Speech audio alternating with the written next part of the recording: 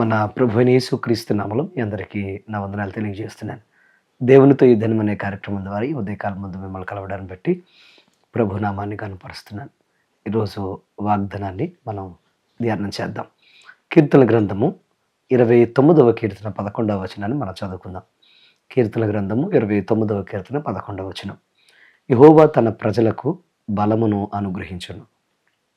మరొకసారి చదువుకుందాం. యెహోవా తన ప్రజలకు బలమును అనుగ్రహించును.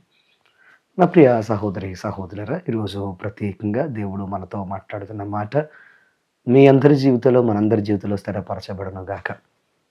ఈ రోజున మనం ఈ మాటను మనం జాగ్రత్తగా గమనిస్తే, ఆయన ఇస్తున్న వాగ్దానాన్ని గమనిస్తే, ఆయన ప్రజలైన వారికి ఆయన బలమునిస్తాడు అని ఆయన వాగ్దానం చేస్తున్నాడు. బలహీనత, బలము మనం అనేక సందర్భాల్లో వాడే పదాలు. అలాగే అనేక సందర్భాల్లో మనం కోరుకునే అనుభవాలు. ప్రతి ఒక్కరూ బలము కలిగి ఉండాలి అని కోరుకుంటారు.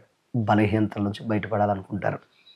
కొంతమంది ఆర్థికంగా, ఇంకొంతమంది శారీరకంగా, ఇంకొంతమంది మానసికంగా, ఇంకొంతమంది వారి యొక్క వ్యవసాయ, వ్యాపార ఉద్యోగాల్లో, చేతి పనుల్లో, అలాగే ఇంకొంతమంది వారి యొక్క దైనందిన జీవితంలో బలముగా ఉండాలని ఆశపడుతూ ఉంటారు. సంబంధాలు, బంధాల్లో బలముగా ఉండాలని కోరుకుంటూ ఉంటారు. ఇంకొంతమంది వారికున్న బలహీనతల నుంచి, ఈ లోక సంబంధమైన, పాప సంబంధమైన అలవాట్ల నుంచి బయటపడాలని కొంతమంది కోరుకుంటూ ఉంటారు. కావాలనుకుని కోరుకునేవారు కొంతమంది, వద్దు అనుకునేవారు ఇంకొంతమంది. ఈరోజు ఎందుకనంటే, కావాలనుకున్న బలమేమో మనం సంపాదించడం చాలా కష్టంగా ఉంటే, వద్దనుకున్న వెంటాడే బలహీనతలు మాత్రం మన జీవితాన్ని మరింత బలహీనత పరుస్తూ ఉంటాయి. అలాగే మనల్ని బాధకు గురి చేస్తూ ఉంటాయి. ఈ ఉదయకాలం ముందు నా ప్రియ సహోదరి సహోదరులారా, మీ జీవితాల్లో ఏ బలహీనతలు మిమ్మల్ని వెంటాడుతున్నా ప్రభువు మీతో మాట్లాడుతున్నాడు. ఆయన మీకు బలమును అనుగ్రహిస్తాను అని ఆయన మాట్లాడుతున్నాడు. ఈరోజు గుండె చెదరిన పరిస్థితుల మధ్యన, కష్టాల మధ్యన, కన్నీటి మధ్యన, అవమానాల మధ్యన మీరు ఒకవేళ తడబడుతూ ఉంటే, ఎంతోమంది మీ యొక్క భయంకరమైన పరిస్థితులను బట్టి, లేని స్థితిని బట్టి, బాధలను బట్టి, కష్టాలను బట్టి మిమ్మల్ని మరింతగా బాధిస్తూ ఉంటే, కృంగిపోయి బాధతో, వేదనతో ఒకవేళ మీ జీవితాల్లో మీరు మరింత బలహీన పడిపోతూ ఉంటే, ప్రభు మీతో మాట్లాడుతున్నాడు. బలహీనపడింది చాలు, బాధపడింది చాలు, కష్టాలు అనుభవించింది చాలు, కన్నీరు కార్చింది చాలు, నేను మీకున్నాను, మీకు తప్పకుండా బలమునిస్తాను అని ఆయన వాగ్దానం చేస్తున్నాడు. ఈరోజు మీరు ఏ బలహీనతలో ఉన్నారు, ఏ బలహీనత చేత ఒకవేళ మీరు బాధపడుతున్నారో, ఆయనిచ్చే బలం గురించి ఒకసారి ఆలోచన చేయండి. ఆయన బలమునిస్తానన్నాడు.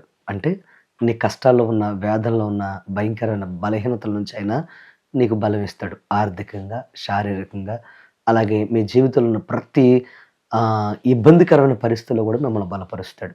ఆయన నమ్మిన వారిని ఇప్పుడు కూడా ఆయన బలహీనులుగా ఉంచేవాడు కానే కాదు.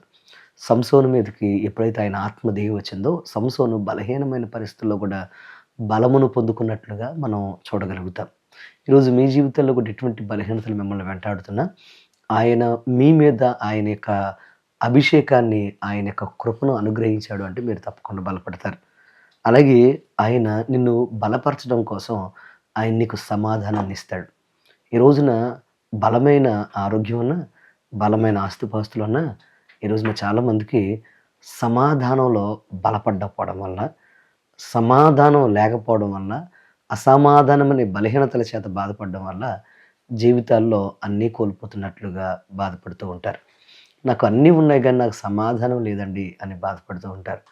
ఈ రోజైనా నీకెందుకు బలమిస్తున్నాడంటే, నువ్వు సమాధానాన్ని అనుభవించడానికి, సమాధానంలో నువ్వు బలపడడానికి ఆయన నీకు సమాధానం ఇచ్చి, శాంతినిచ్చి ఆయన ముందుకు నడిపిస్తాడు. అంత మాత్రమే కాదు, ఇవి నువ్వు నీ జీవితంలో అనుభవించాలి అనంటే, నువ్వు ఆయన ప్రజలుగా, ఆయన కుమారుడుగా, కుమార్తెగా ఆయన మీద ఆధారపడగలిగితే, నువ్వు తప్పకుండా నీ బలహీనతలు బలముగా మార్చుకోగలుగుతావు. మీరెవరైనా గానీ, మీ స్థితి ఏమైనా గానీ, మీ పరిస్థితులు ఏమైనా గానీ, ఈరోజు ప్రభు మిమ్మల్ని అడుగుతున్నాడు. ఆయన మిమ్మల్ని హెచ్చరిస్తున్నాడు. ఆయన మిమ్మల్ని కోరుకుంటున్నాడు. ప్రియ తమ్ముడు, ప్రియ సహోదరి, సహోదరుడా, ఎంత దీనస్థితిలో ఉన్నా గానీ కంగారు పడకండి. దేవుడు మిమ్మల్ని ప్రేరేపిస్తూ ఉండగా, ఆయన బలపరుస్తూ ఉండగా, మీ హృదయాన్ని ఆయనకు అప్పగించి సమర్పించుకొని ముందుకు సాగండి. మన ప్రభువు నమ్మదగినవాడు. ఆయన తప్పకుండా మీ దీనస్థితిలో, మీ బలహీనమైన పరిస్థితుల్లో మిమ్మల్ని తప్పకుండా ఆయన బలపరుస్తాడు. ఒకవేళ ఈ రోజున ఆర్థికపరమైన ఇబ్బందుల చేత బలహీనమయ్యారేమో, ఒకవేళ కుటుంబ పరిస్థితుల మధ్యన బలహీనమయ్యారేమో, ఒకవేళ మీ యొక్క బంధాల విషయంలో బలహీనమై ఉన్నారేమో, కంగారు పడకండి, ప్రభు మీకు అందుకోసమే ఈరోజు మరొకమారి నూతన సంవత్సరాలు గుర్తు చేస్తున్నాడు. మీ బలహీనతల నుంచి మీకు బలమును అనుగ్రహించి ఆయన కృపలో భద్రపరిచి మిమ్మల్ని ఘనమైన సాక్షులను పెడతాడు. ప్రతిదినము ప్రతి క్షణము ఆయన మీద ఆధారపడి నమ్మకమైన పాత్రలుగా ముందుకు సాగండి. ఈరోజు ఆయన బలమును స్వీకరిస్తూ ముందుకు మీరు నడిచినట్లయితే అద్భుతమైన విజయకరంగా ఈ దినాన్ని మీకు మారుస్తాడు. అట్టి కృప దేవుడు మీకు అనుగ్రహించునుగాక. Let's pray. మా పరమ తండ్రి నీకు వందనాలు స్తోత్రాలు ఆయన. ఈరోజు ప్రత్యేకంగా వాక్యం ఉన్న బిడ్డలందరినీ మీ జ్ఞాపకం చేసుకుని బలపరచండి.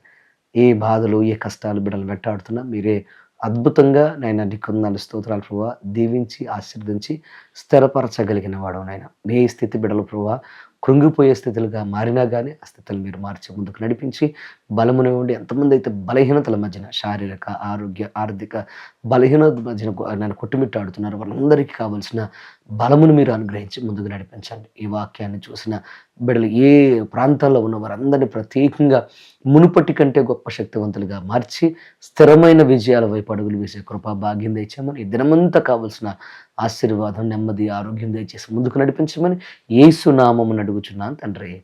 ఆమేన్. God bless you. దేవుడు మిమ్మల్ని దీవించును గాక. తప్పక ఈ వాక్యాన్ని అందరితో పంచుకోండి. God bless you.